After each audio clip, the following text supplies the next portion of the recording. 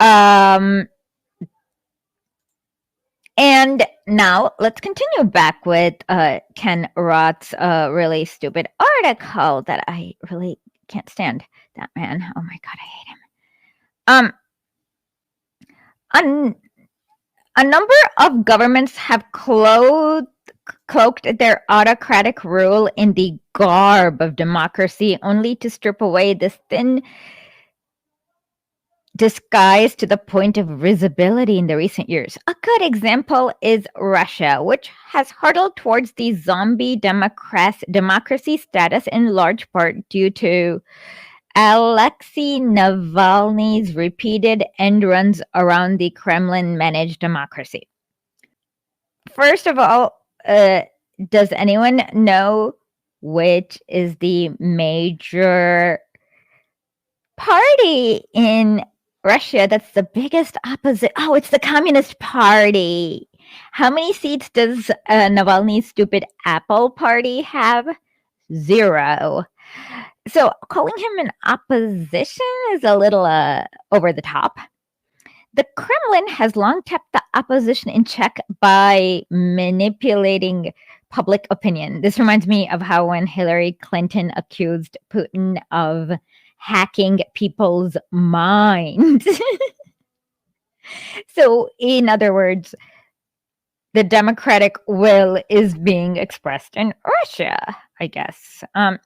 But Navalny's evaded Moscow's information controls by producing slick documentaries about the corrupt dealings of Vladimir Putin that garnered 10 million views on YouTube. About Navalny is that he targets state-owned enterprises on behalf, and he literally has an organization for shareholders' rights. I am not kidding. He literally has a shareholders. I've done a big thread on Twitter about this, and so people kind of know this. And once he was saying that this state-owned company should not be giving money to these orphanages, instead it should go to shareholders' rights. So he is an absolute clown. When he secured 23% of the vote in Moscow, the Kremlin barred his party as well as other genuinely independent opposition, which is always somehow funded by hedge funders and Wall Street and the National Endowment for Democracy. And in 2009, Navalny circumvented that restriction by encouraging Russians to vote for the candidates from the tame pseudo-opposition parties that the Kremlin had allowed. Smart voting strategy aimed at undercutting the ruling United Russia Party. Russian authorities responded by banishing Navalny to a penal colony. No, they didn't. He was around and claiming that somebody poisoned him and he went to Germany. Seeking to criminalize as an extremist any candidate who supported him because they were outright fascists. And tarring some of the country's remaining independent media outlets as foreign agents because they were funded by the National Endowment for Democracy. Russia will continue hold elections, but without the pretense of a genuine opposition or a free public debate. Except that there is a huge opposition, which is the Communist Party. They just don't want to talk about that because that's the opposition that doesn't count.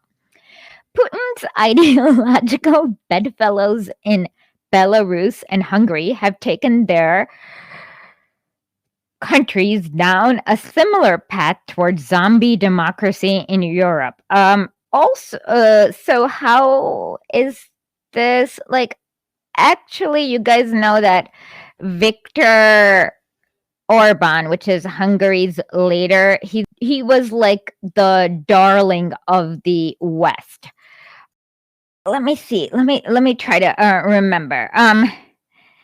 Yeah, and Viktor Orban was very pro-West. Let me see if I can find a picture. Found it. Viktor Orban was very pro-West, and he was funded by the National Endowment for Democracy, and Bush loved him.